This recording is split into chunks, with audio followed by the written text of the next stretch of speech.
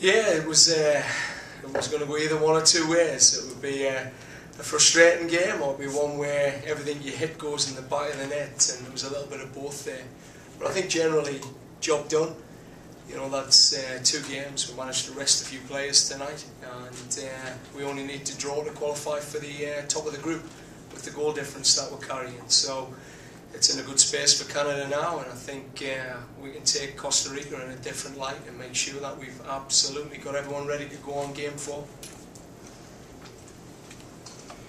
How much of a concern of it that a lot of the attack has been going through just one person, and that's Sinclair? Yeah, I think I think that would be a harsh comment to make. There was a lot of attack through Robbie Gale tonight. There was a lot of attack through Sophie Schmidt when she came on.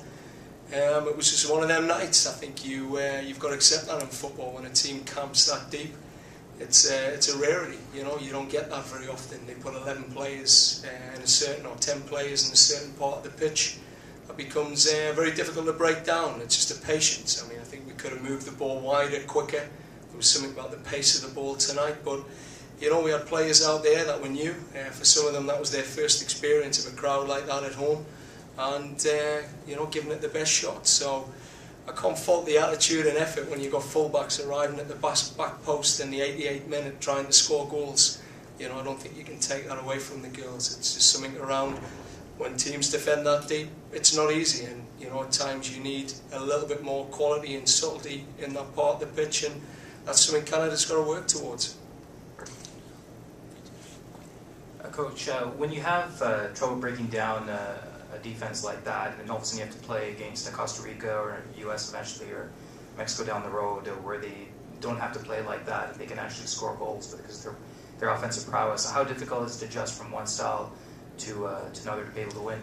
Well, I think when you're 2-0 up and a team defends like that, I mean, it tells you something about what the opposition are trying to do. So I don't think any of the teams that we're going to play, Costa Rica will want to finish top of the group. They're going to have to come out and play. Mexico or USA in game 4 will want to win.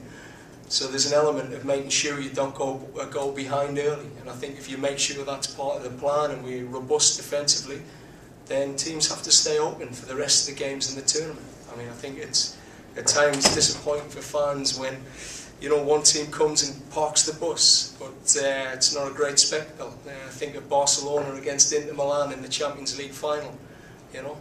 So I think that's football. You know, great teams find it difficult to break down teams when they put 10 players in a certain part of the pitch, and you know, I think the USA and any other team will find those difficulties, you know, when people camp. Thank you. Second game in a row, you haven't done much on set pieces. Are there any concerns for you there?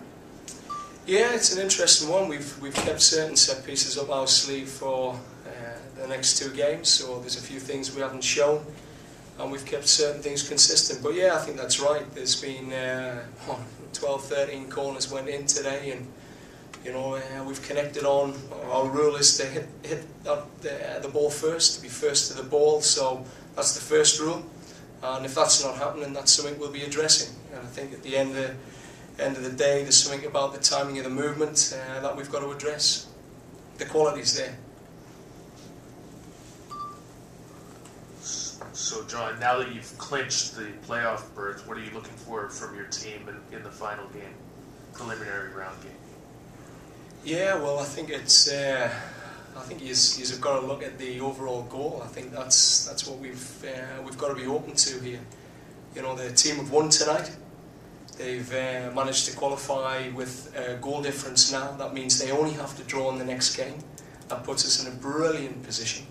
It means that we don't have to run every player into the ground in the next game, so we can keep ourselves fresh for game 4. So at the minute, we're ticking boxes. I think if we kept Sinclair on the pitch for 90 minutes and Schmidt on the pitch for 90 minutes and a few other players that could have been out there for 90 minutes, you might have had a few more goals. But as I said, some of these games will be frustrating, and I think that's part of it. But I'm sure people got their money's worth. There was plenty of shots on goal and crosses and some decent possession there from Canada.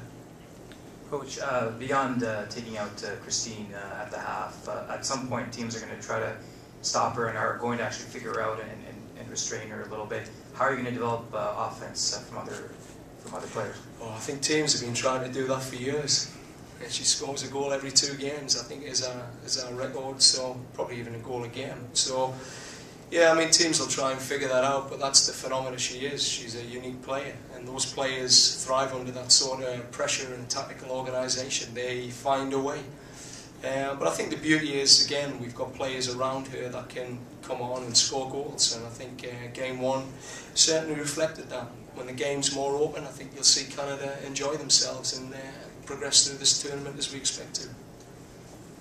So you boasted almost an entirely new lineup tonight. Can you speak towards the chemistry of what happens when you change out 9 or so players on your starting 11?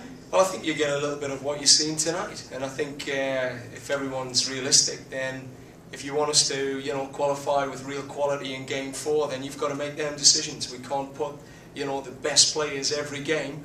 Or when we get the big crowd in the semi-final, and it has to happen, they've got to be fit and ready to roll. And I think that's it. We made that change. We knew certain things were going to go missing tonight. But at the same time, I think we're proud of the players. They played a wonderful possession game. At times, they just found it difficult to break the girls down. And as I say, these games, how many shots on goal did they have? How many crosses came in? Sometimes you either hit the back of the net all night, or it just doesn't go right for you. And some nights, tonight was our night, a little bit of frustration. But I think at the end of the day, what was the job? Get a result, finish top of the group, be in a great position against Costa Rica where I don't have to kill the players. A draw's enough and we'll secure a top spot in the group. Happy days. Can you just give us an update on Sesselman and Julian? Yeah, without giving too much away to the opposition, the players weren't available today, but hopefully we'll get them back later in the tournament. 2 key players for Canada that we're hoping the med team can work hard on and get them back. So Julienne's day by day. She's progressing through the tests every day, and she's working quite well at that. So that's for a suspected concussion, and just she's ticking boxes every day. So she's progressing. And Sesselman, we're still waiting to hear. She's still got a little bit of swelling around that knee, and hers might be a little bit longer. But fingers crossed, she'll be back for Game 4. There's a week's rest for Lauren, and that'll be our target for her. If we get her back early, we'll be happy, but the main game's that Game 4. Coach, how much emphasis do you put on finishing at the top of the group? Oh, every emphasis. I mean, that's been the core goal. The girls have been very clear on that. Goal 1, finish top of the group while preserving the quality of your players. There's no way we can finish top, kill the players, and then move into Game 4. It's just unrealistic. So I think they're on track, and I think that's the exciting thing. We ended up getting some major rest. We've calculated all the minutes of players, so there's a set amount of time that people should be having on the pitch to keep them optimal for that game. And that's just based around generic science and recovery principles. So without trying to baffle people, it's just a basic thing that we're following that makes sense. So finishing top of the group was goal 1, qualifying for the Olympics is goal 2.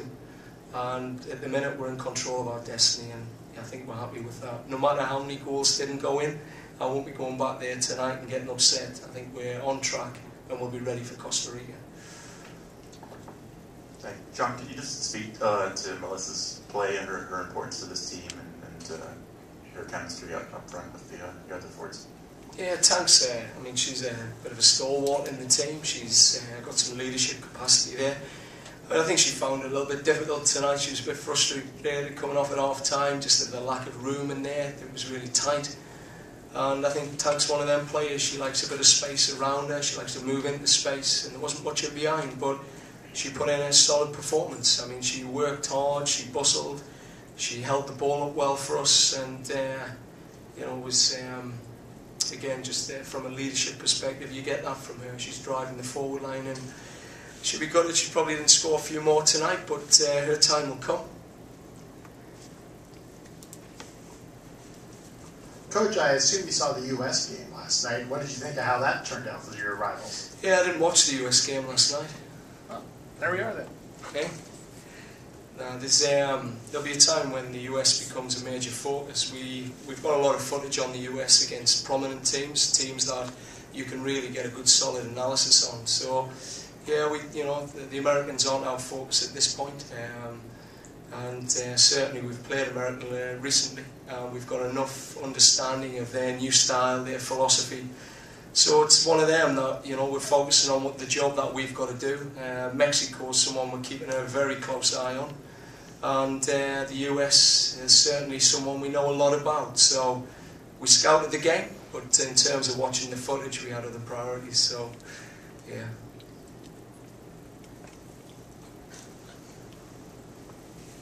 Can you speak to Alicia's play in midfield? I believe was that her first senior cap? She came on against Sweden for 20 minutes. That's our first start. Yeah, I mean, Alicia's quite young. She got out there and she was at the heart of everything that had to happen tonight. So I take my hat off to the kid. She's she's tried to keep the ball moving for us, and there'll be elements where she'll look and there's things to improve. But overall, not a bad start for a young player. Yeah, I think she touched the ball more than any other player tonight. A couple of things, she might want to speed it up a bit, and that's something she'll work on off the pitch. But generally, yeah, tackled well and linked the player well and looked confident. Any more questions? One more? Coach, just a follow-up on that question. How big an influence has Dan Matheson been to the team in these two games? Yeah, I mean, it'd be nice to have Day on the pitch. I mean, she's a key player to the Canadian team. I mean, you lose 100 odd caps, you feel it. But Kelly Parker and Schmidt and Kyle in that shape have started to grow and started to develop those qualities that Matheson's got. She's got this great vision and awareness, and those players are starting to develop that. And I think our key is to make sure Day's ready for the Olympic Games. Because I think, as I say, we've got the quality to get through this tournament to qualify, but when we get to the Olympics, we definitely need a Day Matheson fit and ready to roll. Thank you very much.